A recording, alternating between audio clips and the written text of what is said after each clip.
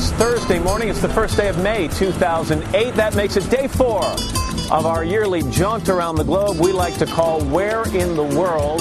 And this morning, where in the world are we? We're in Istanbul, Turkey. And as promised a little bit earlier, I have made it from the Bosphorus Strait onto ground on dry land. And right now, I am in Sultan Ahmet Square. And this is the home here in Istanbul to two of the most important sites in this city. Behind me, you can see the Hagia Sophia. That, for a while, was the largest cathedral in the world for about 1,000 years until during the Ottoman Empire they actually turned it into a mosque.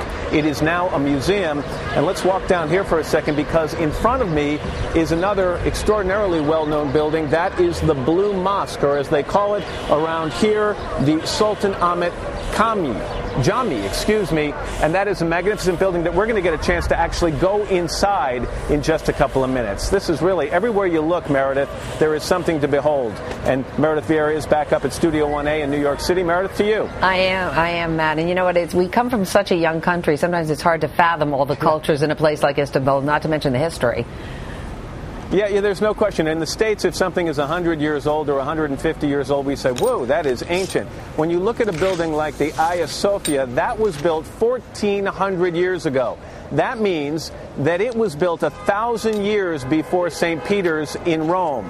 Inside is a vast space covered by a dome that stands about 184 feet high. You could take the Statue of Liberty, place it right inside that building, minus the torch. Also inside, some beautiful Byzantine mosaics, and it's those mosaics along with some religious script and Christian iconography that really tell the story of world history as seen through the eyes of the city of Istanbul. It's a living history lesson, Meredith.